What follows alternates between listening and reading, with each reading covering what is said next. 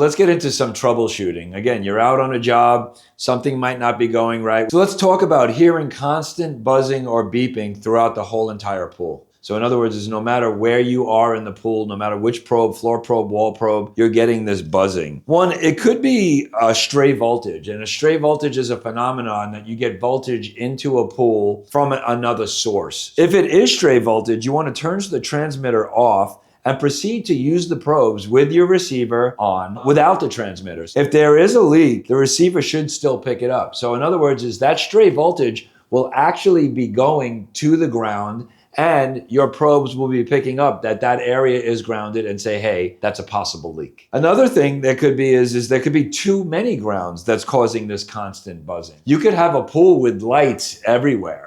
You could have a pool with step tracks and lights, a small body of water, and there are so many grounds that no matter where you turn that probe, you're going to be getting a false positive. You want to lower the sensitivity on the transmitter and retry it. If you're halfway as your starting point, you might want to back it down a lot and then try scanning the whole pool. By sending less voltage in, you might get less false positives.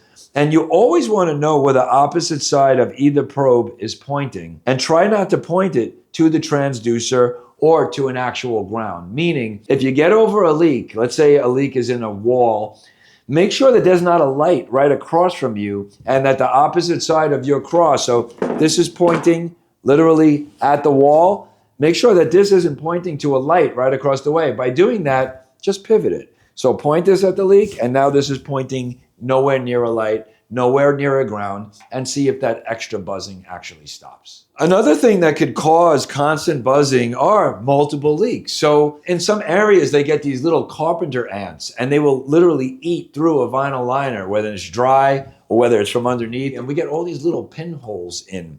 And those pinholes will say, hey, there's a leak over here, there's a leak over there, there could very well be. So it might not be just a constant buzzing. You might be actually picking up a whole bunch of leaks. And the best way to confirm that is to do it with dye. Another issue you could be having as far as troubleshooting is concerned is hearing nothing, hearing no buzzing, hearing no noises going on. So your transmitter is turned on, your receiver's over your neck, you're using either the wall or floor probe, and you can't pick up anything. First, we're going to check all LED indicators on both the transmitter and on the actual receiver. You want to make sure that everything's powered up and on. If those lights aren't on, it could be a charging issue. Maybe you didn't have it turned on. So again, with your transmitter, whenever you're using it, turn it on and turn the sensitivity about halfway before starting every job. And also check with the actual receiver. Make sure it's turned on and make sure the lights are lit up and it's ready to go. You want to check all connections and make sure that all connections are proper.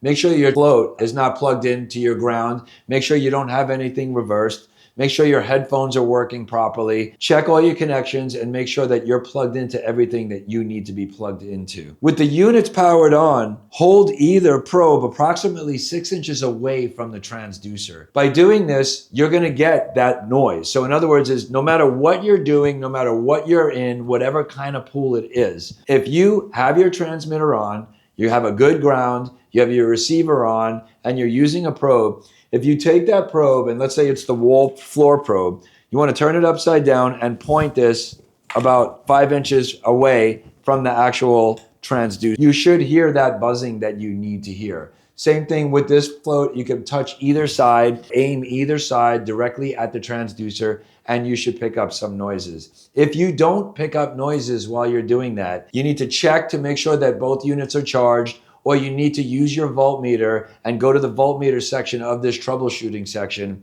to pick up and see exactly how we do that. So let's get to the next troubleshooting issue, and let's call that the unit is not charging. If you're plugging your unit in and it's not charging, you want to check the LED lights. If they're not coming on when the charger is plugged in, first of all, check your power source. So if you're plugged into a USB, make sure that USB has power. Or if you're plugging in with your cube to a wall receptacle, make sure that that has power.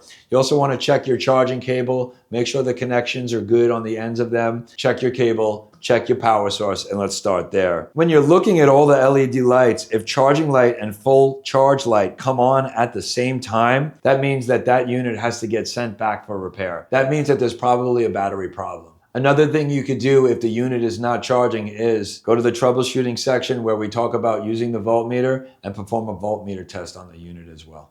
So let's say you found a leak with dye, but you're not hearing it with either the wall probe or the floor probe. First, you should check your ground. The ground rod being wet, being installed, as you saw in the instructions, is one of the most important things. Make sure that ground rod is down into a good solid ground. Make sure your clip and your cables and your connectors are all good. You want to check your transducer by holding either probe approximately 5 inches away. Like I told you in that other troubleshooting section, you want to always power up your transmitter, power up your receiver, take either probe, point it at the transducer, and make sure you're getting a sound when you're at least 5 inches away from that transducer. You want to perform a voltage test on the transmitter and on the transducer. Using that voltage test will diagnose literally everything as far as the transmitter is concerned. Usually that would be the issue as to why you found a leak with dye, but you're not actually hearing it. The ground is usually the most important, and then it's important to do that volt test to make sure that everything is good. Let's talk about using the voltmeter to diagnose. To check the transducer and transmitter, using a voltmeter, set the reading dial to AC voltage, and you want to touch the positive lead to the end of the transducer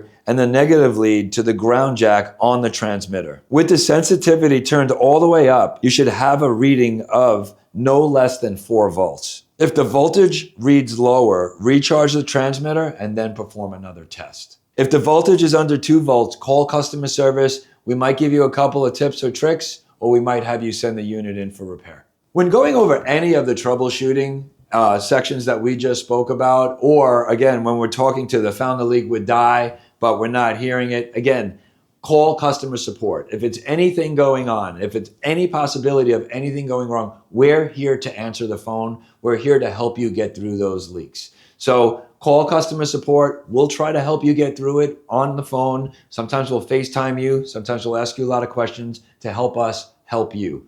But if that's the case, and we figure out when you call customer service that something probably needs to be repaired, we're going to direct you on how to get it back here for a quick turnaround so we could fix it and get it right back out to you.